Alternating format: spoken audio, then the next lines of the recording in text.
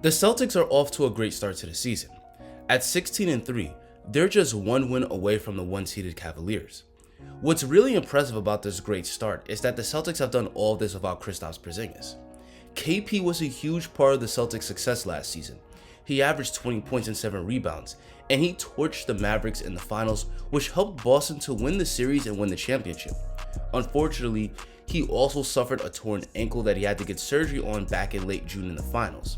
But now, after about 5 months of recovery, KP is back in the lineup and he looks just as good as ever.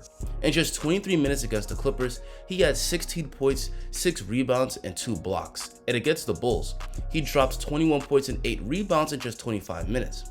With KP back, the Celtics' full capabilities on both ends of the floor are fully unlocked. But how exactly is KP thriving? Let's talk about it. But first, we gotta discuss BetUS. Guys, if you love the NBA, then you should consider joining BetUS because it makes the games even more fun to watch. You can bet on the games and you can also make predictions, and if you're correct, you can cash out. With how dominant Boston has looked this season, I'm going to place a bet on them repeating as champions. If you sign up, use the code YouTube150 and receive a 150% sign-up bonus on the first deposit and 125% on the second and third deposits of up to $2,000.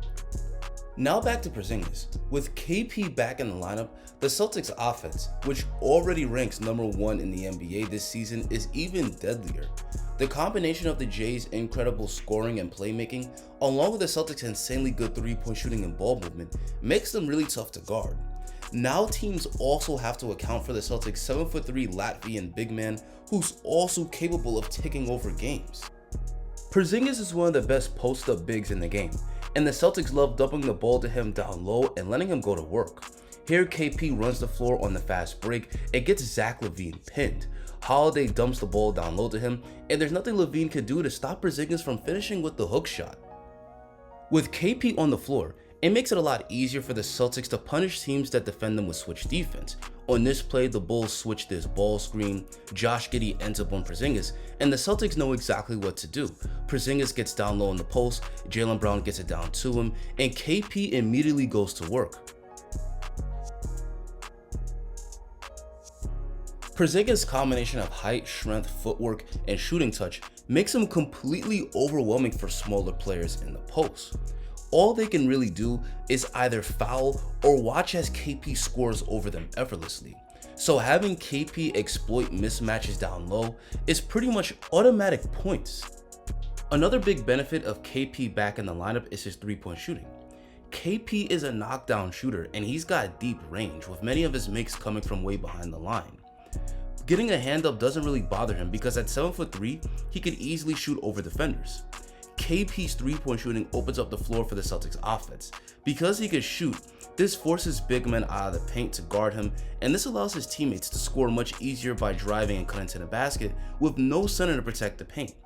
With KP starting and Al Horford backing him up, the Celtics can now play 48 minutes of 5-out offense.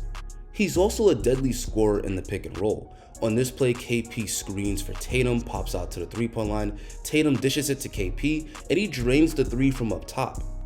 If you try running him off the 3-point line, he could put the ball on the deck and get all the way to the basket. This time Zubac tries to close out on the Porzingis shot, but he just gets right by him and throws it down with 2 hands. Not only can he pick and pop, but he can also pick and roll out of that 2-man game. KP screens for Tatum again, catches it on the roll. Lonzo makes the right rotation, but there's nothing he can do to stop the 7'3" big man from scoring right over him with the and one. Not only does KP increase the Celtics offense, but their interior defense should also level up. Last season, the Celtics gave up the 9th lowest amount of points in the paint, and this season, that's up to 26, and that's largely due to not having a great rim protector in the lineup. But with KP back, who's an excellent shot blocker, expect the Celtics' interior defense to improve. We're already seeing KP have a big impact as a rim protector, like on this play. Chris Dunn is able to get around Jaylen Brown, attack baseline, but KP blocks his layup with 2 hands, forcing a shot clock violation. James Harden drives to the basket. He tries to shoot this layup high off the glass, but Porzingis not only blocks it, but gets the rebound and sets the Celtics up on the fast break with a nice outlet pass. His greatness as a rim protector isn't just about blocking shots, but it's how he could contest them and force players to miss. Derrick Jones is able to get around Tatum, but KP goes straight up, forcing him to readjust and make a wild attempt that misses. Harden gets to the basket again, but because KP is there, he has to go through a reverse layup, but he can't finish over the big man, he misses, and the Celtics rebound. KP's presence in the paint alone is often enough to get drivers to think twice about challenging him, which gives the Celtics defense a chance to rotate and put a body in front of everybody. He's also a very good post defender. On this play, Vucevic tries to post KP up, but he stands his ground, and with KP on him like white on rice, Vucevic has to pass this out, which leads to the Bulls turning it over. This time it's Zubac that tries to go one-on-one against KP in the post. He's able to get to his spot on the floor, but KP gets a great contest on the hook shot, which forces him to miss, and Porzingis gets the rebound. KP can also switch onto smaller players and guard them really well. On this play, Zach LaVine brings it up in transition, which forces KP to pick him up. He's sagging off, but with that long reach, KP can get a good contest on the pull-up 3, which forces LaVine to miss. Unlike most 7-footers, KP is really light on his feet. That agility helps him to keep in front of quick players on the perimeter. On this play, he has to pick up Ayo Dosunmu. He tries to take KP one-on-one, but he can't get by him, forcing him to pass it out. He gets it to Kobe White, gets it right back, but KP gets a great hand up on the shot, which forces Dosunmu to miss. This time, it's Amir Coffey who makes the mistake of trying to score on the KP. He takes him all the way to the rim, but KP is right with him, which forces him into a wild shot that's not even close to going in. Even if KP does get blown by, he's an amazing recovery defender. This time, Dosunmu is able to drive by Porzingis, but KP is able to recover and pin his layup to the backboard, and Tatum boards it. So that's going to be it for this breakdown. With KP back in the lineup, the Celtics are at their best on both ends of the floor.